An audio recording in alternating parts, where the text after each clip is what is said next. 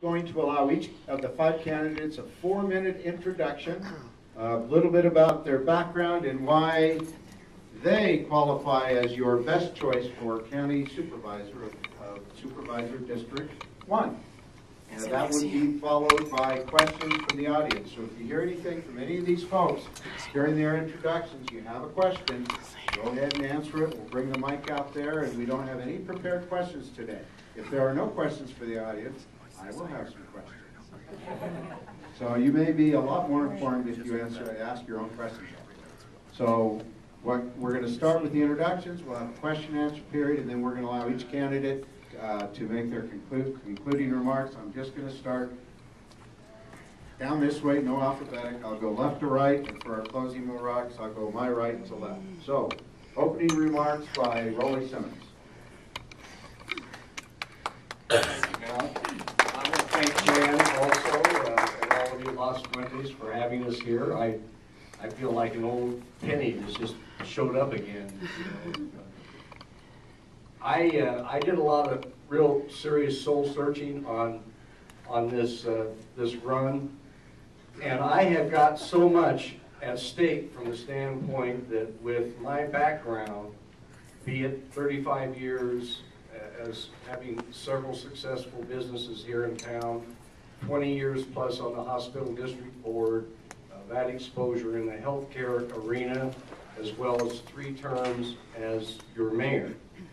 And I feel like I've got so much to offer that it would be a shame to not be able to put it to use. You know, you go through all these years of accumulating all of these different talents and whatever. I've been known to be a consensus builder. One of my biggest things that I was really proud of as mayor was regional cooperation, and we really established between not only the Tri-Cities, well, Quad Cities, Mayor Humboldt and Dewey was a brand new entity during my first term, but we also had the tribe and the county, and probably the greatest example of intergovernmental cooperation was on July the 4th of 2007. The keys were handed over for the rodeo grounds from the county. A trade was done. This was 6 years in the making to do this, so that we could ensure that the city of Prescott would maintain the world's oldest rodeo. And there had been some talk about some of that changing and everything else, and to me that was a major, but it could not have been done without the cooperation of the Board of Supervisors and everybody working together, and it was quite an effort. And I will tell you, if you were to see the nuts and bolts of this, including the obstacles that we had to accomplish it, you would be amazed, and you would definitely be agreeing with what I had to say about the cooperation. It was a wonderful event. It was not any one entity. It was not just the city of Prescott. It was not just the county. It was all of us working together. But we are coming into a new horizon now where we're going from 3 supervisors to 5. And consensus building is going to be even more important right now than it's ever been. So we really have to concentrate on the fact that people that are going to be able to work together.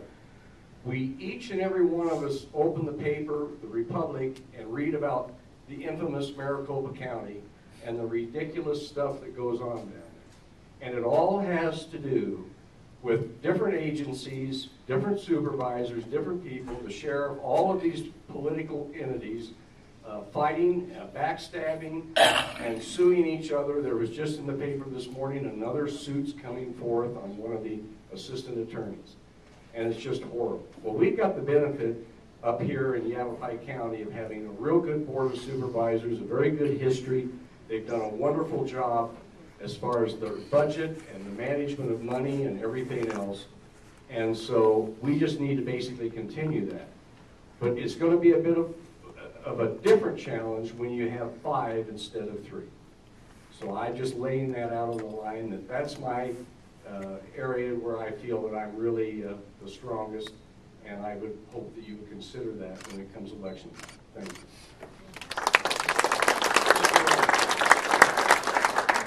you.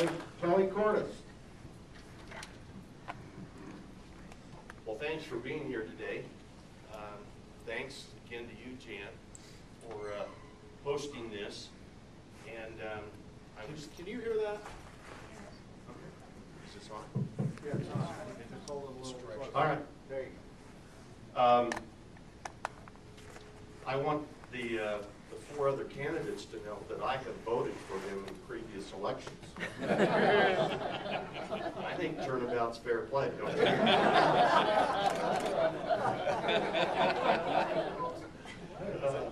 Anyway, I anticipate a very fun and friendly campaign, and this is my first go really at running, and you might ask why, and I've had trouble getting out of the 7th grade, and I've just finished my 23rd year yesterday teaching 7th graders U.S. history and government at Granite Mountain Middle School. I do have a business, a financial business, and you might say, what are my qualifications to run for county supervisor? Well, as you know, I have a very strong education background. I've served on a number of education committees, both locally and on the state level. I was on the Character Counts Education Committee that developed the Character Counts curriculum down at the State Department of Education. I've served on the Social Studies State Standards Writing Committee. So I did have a part of the current state social studies standards, particularly at the middle school level. I was also appointed by Senator Bennett when he was senator to be on the Arizona Constitution Commemoration Committee for 10 years in order to try to help schools and communities celebrate the U.S. Constitution. I was also on the Channel 1 News National Advisor Committee for 3 years, from about 2004 to 2007. Channel 1 News is a news program affiliated with CBS News, which goes in, it's a news program that goes into schools all over, across the country. It serves about 11 million children right now at high school, middle school levels. So I am used to serving on boards, and I am used to, I think it's very important, more than ever, for people to serve on a board and to reach consensus. We have a lot of political bickering going on, and you know, the United States was built on the idea of compromise. The whole Constitutional Convention was one compromise after another, and we probably don't have enough of that going on. Why am I running? Obviously, I agree with Rolly in that most people feel that Yavapai County government has been run very well. To my knowledge, we've never been in the red. We've always been in the black. Obviously, I have family history here in Yavapai County with my last name. I know a lot about the history of the county. Probably in my mind, the 4 biggest issues facing the county, obviously, is water. Another one is law enforcement. Another one is obviously the economy. We're just trying to come out of a downward trend in the economy. And another one is transportation, as far as roads are concerned. So that is, those are the reasons why I'm running, and I want to serve Yavapai County. And again, thanks for being here very much.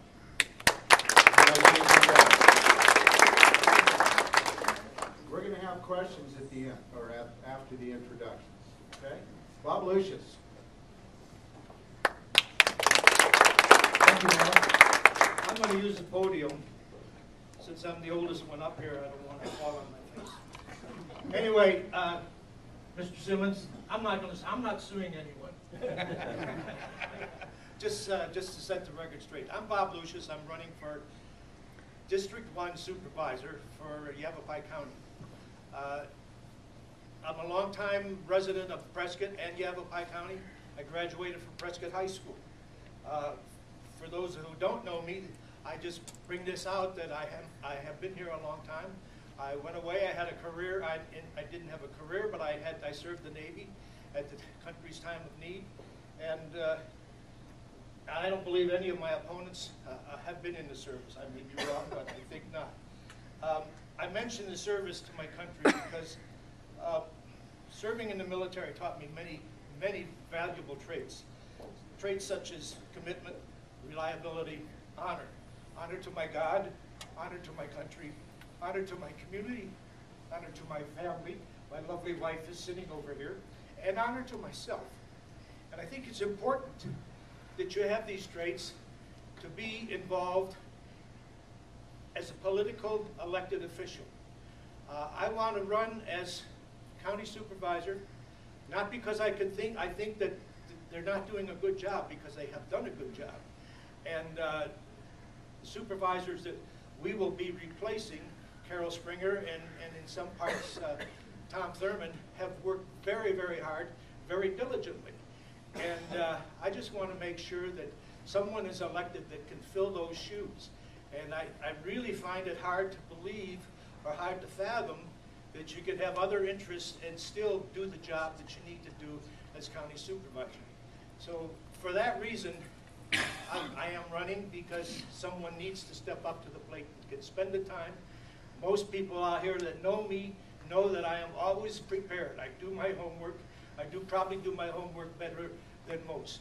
And I have studied diligently on the water issues. I don't think there's anyone in this room that knows more about water than I do. I've been going to classes and courses on water and organizations for water. And I think water is the very, very crucial point that we have to have knowledge of. So based upon what I know about water and what I know about serving on city council, as I said, I served 4 years. And by the way, when I served on city council, I served 4 full years of my term. I did not leave before my term was over. So I would ask your indulgence and I would ask for your vote. And I thank you very much for coming. Thank you, Bob. Our next candidate is past city councilor and state representative Lucy Mason. Thank you, Mel, and thank you everybody for being here. Is this on, Mel? Did you turn it on? It's on. Okay, I'm on. I am the former Lucy Mason. Former Prescott City Councilwoman and former state representative for 8 years. And it's been a pleasure to serve you, an honor to serve you over all that time. I've been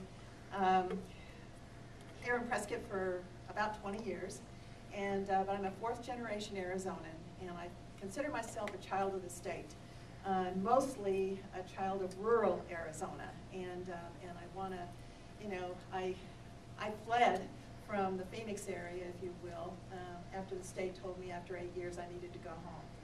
One of the things that I think is so important is to bring my experience over all these years back to Yavapai County.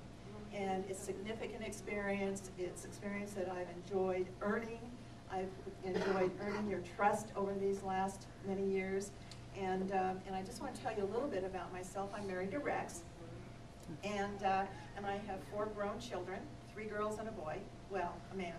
And I have 5 grandchildren now. And so this is, you know, my family's been increasing over the last many years, and I'm very proud. It makes me smile a lot. Everybody's doing well, and I have the time now to be able to bring the experience, this valued experience, back to Yavapai County. And let me tell you a little bit about that experience. I have, starting with 2 mayors of Prescott City Council, I was appointed as water liaison at a very difficult time when we experienced the whole new world of water is what I was calling it. And we had to go through a building moratorium. We had all kinds of issues that we had to deal with. Patty and Ed were in the audience during many of those discussions, and this is so long ago. Water issues are enormous still in this issue, and we are under a constant, monitoring and a constant threat, if you will, from the great state of Maricopa about our water up here, which we have quite a bit of. We just have to be good stewards over it. I served on the in the House of Representatives as the Water, Energy, and Agriculture Chairman of the Water, Agriculture, and Energy Committee for 4 years. Now, during that time, it was up to me to provide the leadership to bring the water issues that we have here in the state of Arizona and to protect those water issues, the water that we have here in Yavapai County. And my take-home bill in 2010 was the Big Chino Aquifer Bill. I'm very proud of that. It took tremendous leadership over many, many months. And sometimes it takes years to get through the processes and the leadership that it takes to get something significant done like that particular bill. There are other water bills I have, you'll be seeing on my website that's about to come into fruition, the other water bills that I was able to get passed through the House of Representatives, the Senate, and signed by the governor, actually 2 governors. I have had over 40 bills that I have sponsored and that have been on water, education. I have sponsored bills in energy and in economic recovery. I've worked with GPEC, which is the Greater Phoenix Economic Council, and they've been getting a lot of attention lately as they come here. And I will continue to bring that leadership here to Yavapai County, and I am looking forward to your vote. Thank you. Thank you, Lucy. Past City Councilor or retired Prescott policeman, John Hanna. And he married my first elementary school sweetheart. And he still holds that again. First, thanks, Jan, for having us here today, and for all of you to be here. Please don't think I'm disrespectful by not taking my hat off. If I do, they'll think I was Paul Babu, and I'm not Paul Babu. I'm just happy. My wife told me to wear this, so I wouldn't shock folks. And just so you know, I was diagnosed about a month ago with a non-Hodgkin's lymphoma tumor on my tailbone. I'm taking chemo. The outlook looks great. The prognosis is good. But that's why I look like this. So if you don't mind, I'll leave the hat on because I really like the NRA a whole bunch. Why I'm running for this position? There's quite a few reasons why I'm doing it. First of all, I sat on the Prescott City Council. While I was on the council and the redistricting came up and there were going to be 5 districts, I was approached by a few people that I respect in town quite a bit, and they said, would you consider running for this position? And I said, well, I sit on the city council. They said, yes, would you consider running for this position? So I formed an exploratory committee, and in doing so, the response was so overwhelming that I decided that, yes, I could go and run for this position and help a greater number of people, including the people that I serve in Prescott. The decision was made, and that's why I did it. Mr. Lucius made the comment about the serving his full term, and I understand his idea behind that, but when you are what they call, quote, a bastard child in terms of election cycles, there's no way that you can do that. If I were to sit out until the next election, which would be 4 years from this time, I would be 3 years out of the limelight, 3 years out of the know of what's going on, and 3 years without name recognition. And as all of you know, that plays a huge part in what you do. So, appreciating what Mr. Lucius said, that's why I did this. I know that it's been mentioned on the radio before, the same thing, but there's someone else sitting up here that did the same thing and ran for another office, but I'm the only one that gets chastised for it. I'm not abandoning anyone in Prescott. I'm trying to help a greater number of people in the area. I've lived in Prescott since 1956. I'm a retired police officer, as Mal said, from the Prescott Police Department. I have 3 children, 3 wonderful children, and 6 fantastic grandchildren. And as Lucy said, they all make you smile. Sometimes they make you cry, but a lot of times they make you smile. And as far as Mr. Lucius's comment about serving our country, that is true. I was never in the service. I don't know about the others that are up here, but I was fortunate enough to be born in exactly a time where there was not a war going on. I served every one of you that lived in Prescott as a police officer. So I did serve my country, and my country is right here in front of me. Amen. Something that I would like for you to do, and I would ask every person that's out there to diligently look at each one of our records, our voting records. You will find out my voting record. I am a fiscal and social conservative. I have always been, and I always will be. If you look at my voting record, you will see that I'm the most conservative of every one of the candidates up here, and I like everyone up here. Kelly's exactly right. We are all friends. I've known Kelly since we were little kids, played ball for him, and Coach Cordis coached me and everything else. So we're going to have a good race and a good run. But look at our records, and you'll find out what our true beliefs are. I thank you for having us here, and look forward to visiting with you and any questions that you have, and I would appreciate your vote. Thank you very much. Do we have any questions from the audience? Yes, there's one right here.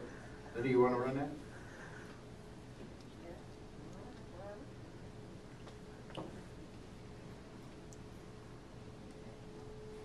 Yes, the gentleman who's the teacher. I don't hear well, so what is your name, sir? Kelly Cordis. Kelly Cordis, fine.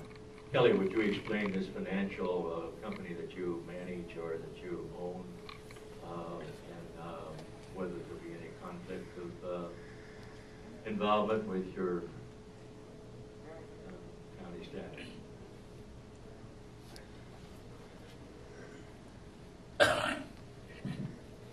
Yeah, I'm a registered representative with ING Financial Partners, and of course I have already disclosed, which I am required to do by the SEC, to let them know that I am running for a political office. Obviously there cannot be any conflict of interest as far as my business. I can't even have a conflict of interest with the school system as well. I've been doing it over 20 years. I basically sit down with people and talk to them about their financial situation and advise them on investments, life insurance, and annuities. And I've been doing that for quite a while. Raise them eye. Yeah, raise them eye. Eyesight's not as good as it used to be. Who are you talking? No, I was talking about me. I just need a point of clarification, and I would like everyone to address this. Perhaps I didn't read it correctly, or maybe things have gone a little bit further. I'm not sure, but when it goes to 5 positions, from the 3 to 5, there's been talk in the paper, and I don't know if it's gone through or not, of hiring 2 more managers. Is that necessary? Do we have 1 manager now or 2 managers, and then there's a consideration of going to more? I just need more clarification because I'm not well informed. I'd like to know how you feel on that, how you feel about Okay, that. we're going to do willy-nilly here. So Bob, you answer first. Thank you. As I understand it, when you speak of manager, I'm sure that you're referring to Julie Ayers, who is the county manager now, and she actually runs the meetings, and the supervisors participate in the meetings. There will not be any new county manager, but there will be county office staff for the newly elected supervisors, and that's as I understand it. Right, thank you. I didn't tell you guys this, but it's 2-minute answers. I just made that up. I think what you're talking about is, I'll add on to what Bob's already said. What you've been reading about in the paper is they had a reorganization of the county, and what they did is they took 2 of the top county administrators, and they have them kind of like assistant administrators underneath Julie Ayers. And that's been the controversy because they're slotted to make about 150 grand each. That's right. And it has nothing to do with the 5, well, I shouldn't say it doesn't have anything to do. They were considering with the 5 supervisors that they needed to adjust the way that the county was going to be structured, so they came up with that. The reason for the controversy right now is because all of a sudden it's come up as to how much those 2 are going to be making, and Chip Davis over in Verde kind of raised his hand and said, you know, he was in disagreement with that. It really doesn't directly have anything to do with the 5 supervisors. And I might add, this position with District 1 is already staffed, so it's District 4, the new District 4 and the new District 5 that will require some additional staffing.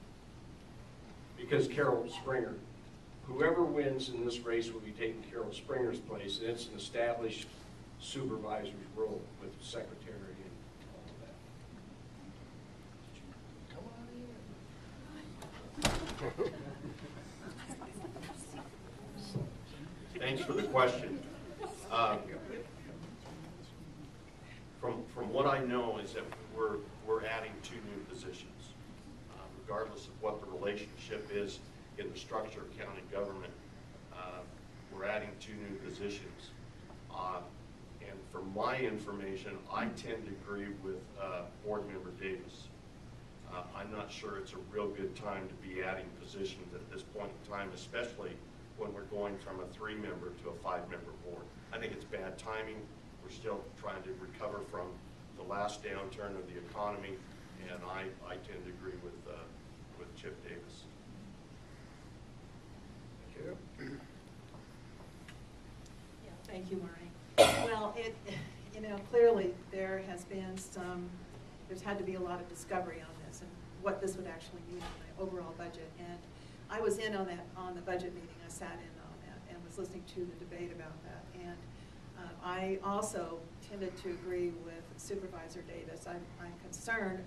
You know, let me just say what I know about this is that they're going to be making this decision before we ever get there in January. And so this is going to be whatever the decision the 3 members make, the 3 supervisors make.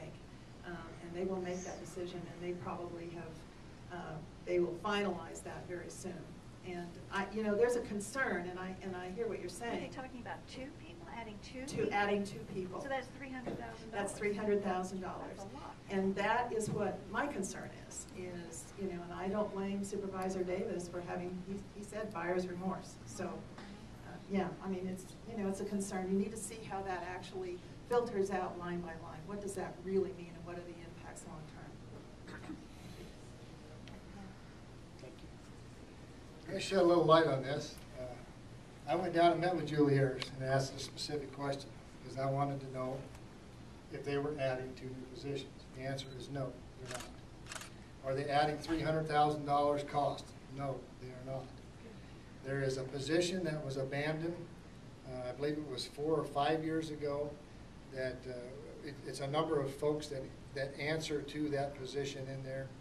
There's another position that is there that Dave Hunt has that so many answer to his position. They already make $117,000 a year each for the positions that they're in. With the package of you know, your benefit package and things, it takes it to $150. So they're not adding another $300,000 to the budget. They are moving people around and are going to fill one spot when Dave Hunt retires in January. And Lucy's exactly right. Whoever gets elected up here and whoever gets elected in the new districts won't have anything to do with this. It will be decided on before we even come close to the election. The thing about it is it was misunderstood. It wasn't written very well in the paper or represented very well in the paper. So people didn't quite understand that what they're doing is they're moving people around, and there's going to be one new position being filled, and that was one that was abandoned a few years ago that Dave Hunt is now doing. But when he retires, someone will be hired to take that position. Howdy. It seems like the city and the county have a pretty good relationship and pretty good communication going forward, but as we dig out of these tough economic times that we're in right now, is there any ways that you can think of that we could enhance the cooperation and communication between the city and all the municipalities? Is there any way that we could work even better together? I love that Mel handed this to me. I was going to grab it. My privilege. I was going to grab it from you. This is where, this is my strong suit, is bringing people together. This is what I've been doing for the last 15 years, starting with the Gang Prevention Task Force and working with the region. And then bringing people together over these really tough issues with water. I was on the very first water, I call it the YIGWAC, the Yavapai County Water Advisory Committee. Bringing people together and trying to solve really tough issues. And then on education, and then on our water issues, and on economic development, and then even on immigration down at the state capitol. That's my strong suit, is building regional cooperation, is bringing people together around the region, maybe, or an issue. Maybe the issue is education. But we've got to have people at the table to be able to resolve the tough issues. And you want to have folks that are in opposition to each other. You want to find out what they have to offer. Now, many times what happens is opposition will bring what I call adjectives to the argument. That's not substantive. We need to deal in a world of facts. And we have opportunities here in Yavapai County to bring and to build that regional cooperation so that we can actually recover from the economic downturn that we're in. This is a big job, and we need to have leadership. And this is what I've worked on for the last 15 years. Thank you for the question. I like the yellow sign. They see it very well. Okay, we're going to come down here to Raleigh. Well, Lucy and I are going to sound like a couple of ditto packages here, because I too, that's my forte, as I said earlier, except my regional cooperation has been right here in Yavapai County. And we really established a wonderful relationship, as I already expressed earlier, with the Board of Supervisors, in addition to the tribe and everybody else. So Chris, it's very important that those lines of communication remain open, and it gets back to the trust factor, that you have to establish trust, mutual trust with everybody that you're working together with, and having all of this.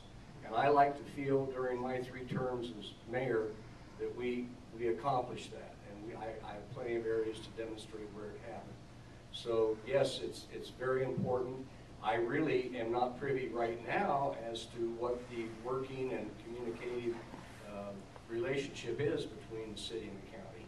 So I don't know where you're at today, but I can assure you that you've definitely got with me a person who has not only experience, but the intent and the strong desire to really enhance that experience.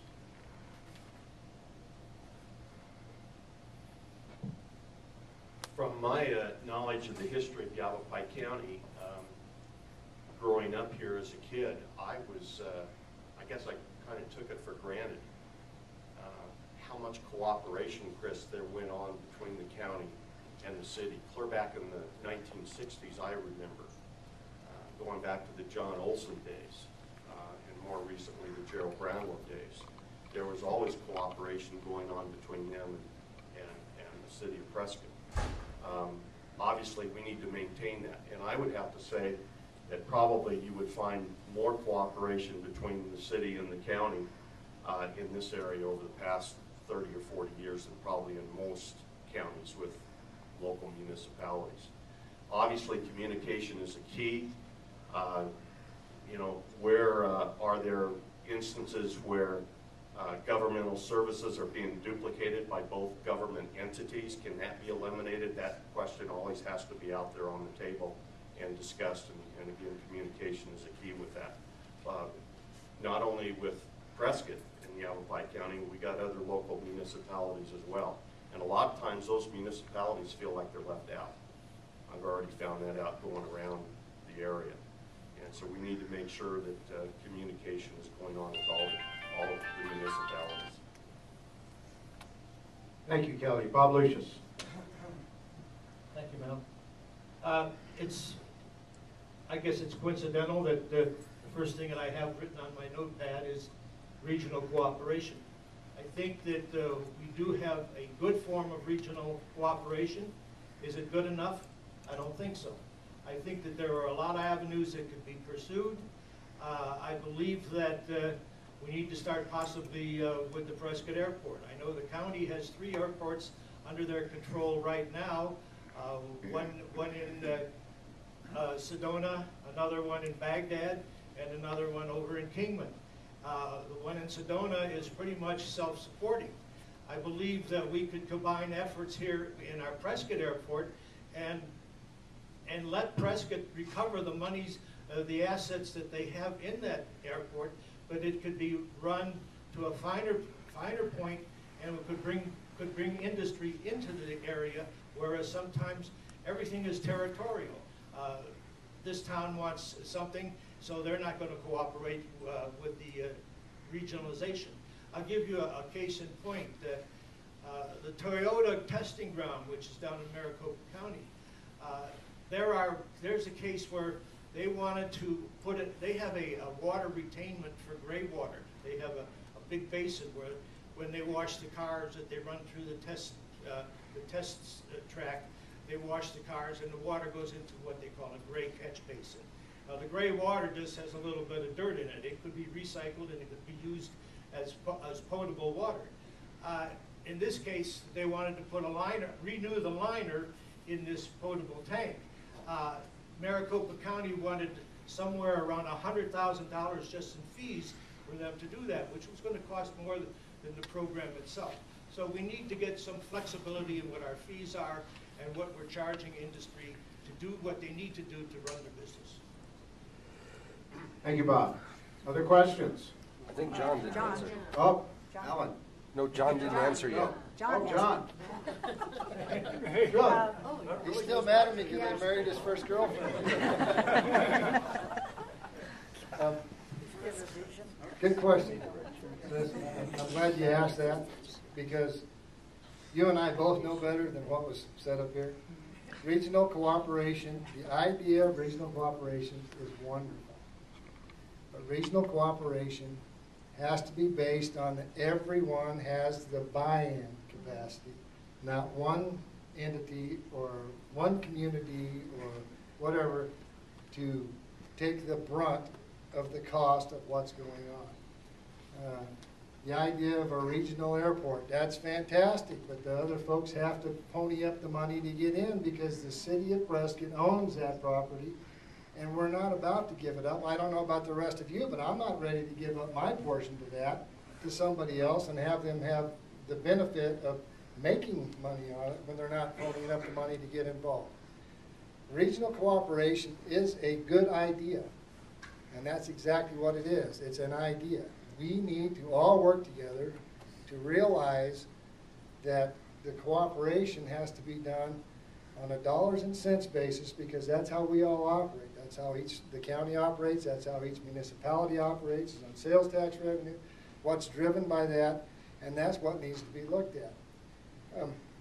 Earlier, Mr. Cordes was talking about compromise, that the Constitution was written on compromise. I tend to disagree with that. Compromise is something that they do across the aisle that gets us in trouble. If you do what is right, there is no need for compromise. I believe that the Constitution was written on things that were right for us to do, and compromise was not involved. It works the same way with regional cooperation.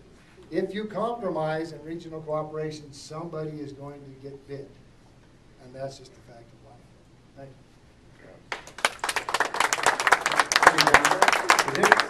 You know, we only have time for one more rapid fire question, and I'm going to ask it. You each have 1 minute. And please preface your answer with a yes or a no and then explain. Okay? Do you support the current Williamson Valley Road widening project?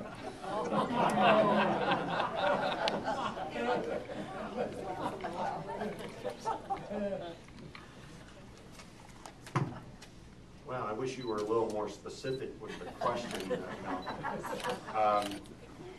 Basically, you know, I'm over there every day, so I work there. Is that a yes or a no? I'm getting to it. I will tell you at this point, from Iron Springs Road out to Pioneer Parkway, yes, I am in favor of it. Eventually, that road needed to be widened. Now, down the road, if the question of whether you widen Williamson Valley Road on out, I would not be in favor of that at this point. Bob Lucian. I have said in the past that I do not support the widening of the Williamson Valley Road. I'm not saying that it shouldn't be widened or it shouldn't be altered and it shouldn't be made safer. But my major point of contention has been that the city, the taxpayers of the county, Yavapai County, of which I am one, and you are all paying taxes here in Yavapai County, are paying to have that road built. Incidentally, they do not have the money right now to finish it, so to finish the road. But I believe that the developers further on out Williamson Valley Road should be ponying up to pay for a portion of the road because it's a tax burden on us. Thank you. John Hanna. I believe it's a safety issue. If it is a hazard, that the road is not widened, then it needs to be widened. If it is not a hazard at this time, I don't believe that we should widen. I don't agree with Mr. Lucius that there's not money in there. There's over $22 million in that one fund that you could use it for that. The people that live in that area, the constituents of those who vote for those in District 4 should approach their supervisor or their candidate and let them know their feelings. We need to represent you folks that it affects out there. And if you want it built, and that's the majority of the people that live there want it built, then it should be built. If the majority does not want it to be built, we shouldn't take it upon ourselves and think we know better than they do. I'll be the shortest of all. John Hanna and I are on board side by side on this one. I agree with him 100% on that. I think it's very practical, the safety issue and all of the elements if you evaluate this situation. It's a very passionate, you know, there's a lot of passion out there concerning this, a lot of misinformation, but I totally agree with everything John has, so yes. Lucy Mason. Did I remember everybody on this one? Yeah. Yes, I do support it. I do support the widening of Williamson Valley Road. Look, this is about safety. This is about very practical issues. And yes, we do have the money at this point to be able to segment out the widening as it makes sense to do. Look, it is also about the future. We will grow, and we don't need to be behind in the growth curve to provide transportation for the citizens that are going to be living out there. But again, this is about District 4 in Yavapai County. Well, thank you. We are now going to go to closing remarks, and we're starting on the right side of the room with John Hanna. 2 minutes. I won't even take 2 minutes. Again, thank you folks for coming out today, and thank you again, Jan, for having us. And I do owe you lunch. If I wouldn't have been on those crutches, we'd have gone last week. I would like to again reiterate, please look at our voting records. Look at what we stand for and what we do. Any of us up here would be a pretty good choice. One of us is going to stand out, and I believe that that's me because of my conservative values. I'm not afraid to say no. I'm not afraid to say no, that's wrong, we won't do that. I'm not afraid to say that was a mistake, let's fix it. And so often politicians are afraid to say, oh, we're going to blame somebody else, we're going to throw money at it, or we're going to do something different. I'm not that way. I'm an upfront kind of guy. You all know me. My motto is straight talk, honest answers. You're always going to get it from me. If you ask me a question, please expect an answer because I'm going to give you one. Not to say that I'm always right, but I will find an answer if I don't have one, and I will tell you that. I won't try to blow smoke up anything. I would appreciate your vote, and I thank you very much for your support, and thanks a lot for coming out today, because this is what makes America great, is people getting involved.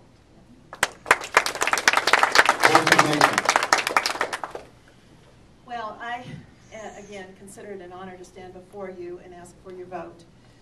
This is an important election, and I believe that I provide the leadership, the experience, and the knowledge that's necessary to bring back to Yavapai County that I've learned. You know, I've spent a lot of years down in Maricopa County and working with, at the same time, working with our local cities and towns and working with our counties. I have actually been honored by Yavapai County and by the League of Cities and Towns for my leadership and working with all of you on City Council. You all know that I've been on City Council up here. I was a 3-time champion from the League of Cities and Towns because I have worked and voted and worked with our cities and towns on those major issues.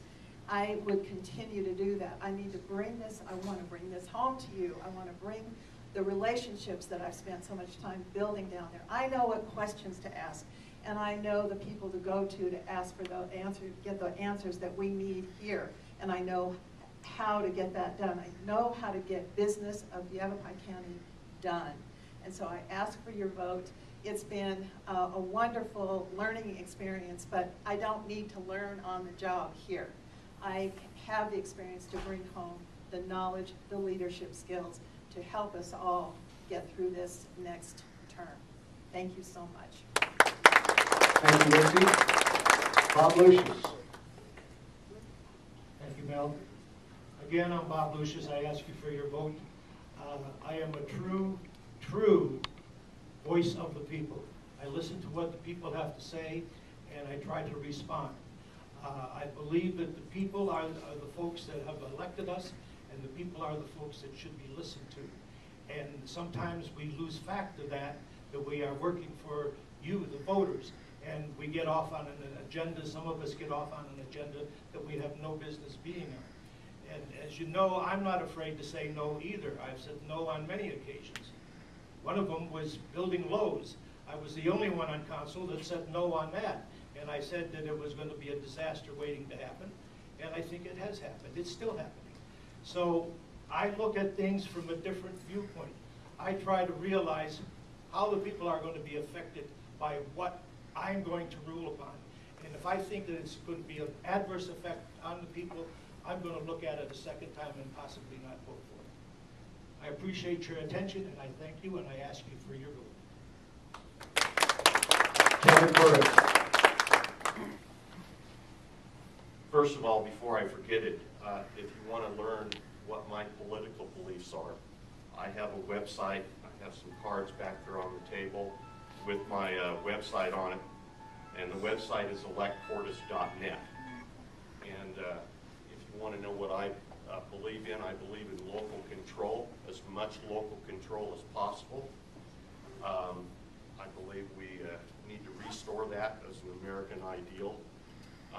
If I get elected, you will not find me in the office very much. I believe people in leadership positions need to go out and visit the people that are on the front lines, need to visit the people in the departments, the various county departments, and also need to visit the local citizenry to find out exactly what's going on. I've been in situations when I didn't think the leadership truly knew what was going on the front lines. And so I would try my hardest, if I'm elected, not to let that happen. One last thing is I obviously would like to ask you for your vote on my behalf, and also you can go on my website, and if you care to donate a campaign contribution, you can also do that right on the website. One other final thing, Mr. Hannon, I'm going to give you an assignment. I don't know if you're willing to do that. Read The Miracle at Philadelphia, written in the 1960s by Catherine Drinker Bowman. Okay, great book. So anyway, thank you for being here, and thanks for doing this, Jan, and hosting us.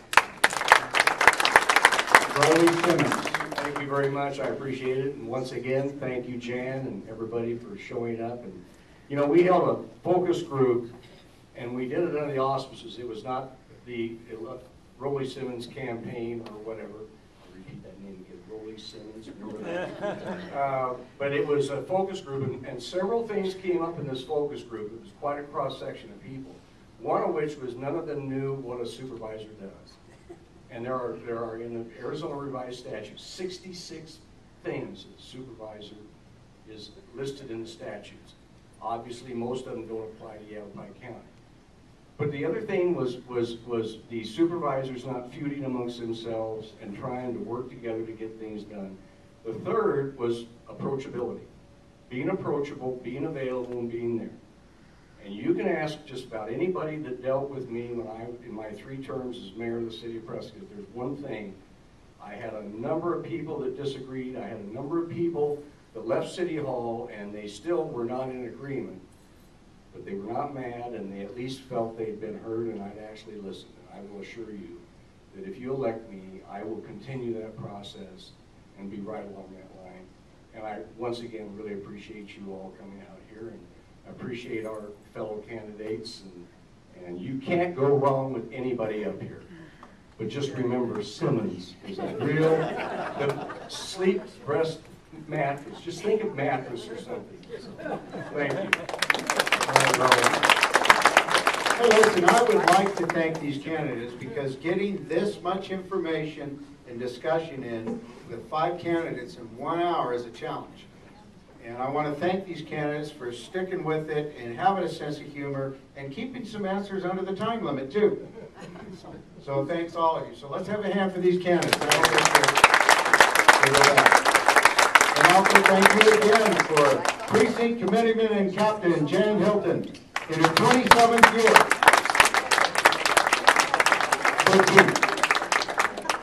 13. Okay. The candidates will be around for some discussion. Let me ask you guys, have any of you turned in your petitions yet? Yes. Yes? No? No? No? No. The petitions are due Wednesday. So if you have not signed a petition, now you can only sign one of the 5. Of these 5 candidates up there, they've got their petitions back there. And you can sign, if you've already signed one, you can't sign anymore. So pick one. But thank you all for coming. Oh. The what?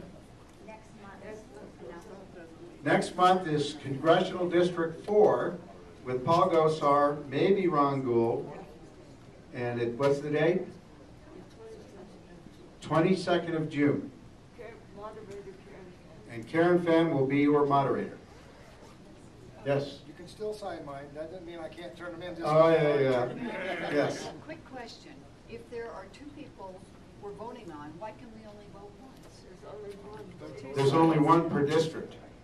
So there are 2 seats. Yeah. And we have 1 seat. Well, there are 5 seats. 5, well. But you can only vote for one supervisor in your district, and you can only sign one of those petitions. Okay. Okay, so if you're in Supervisor District 1, you can sign one petition. Is that right, Leslie? County Recorder Leslie Hoffman? She's the one that's responsible for all this paperwork. So that's it. Thank you all for coming. Yes, all 5 of these are running for one position. Yes. No, it's not. District 4 has 14. This one's easy.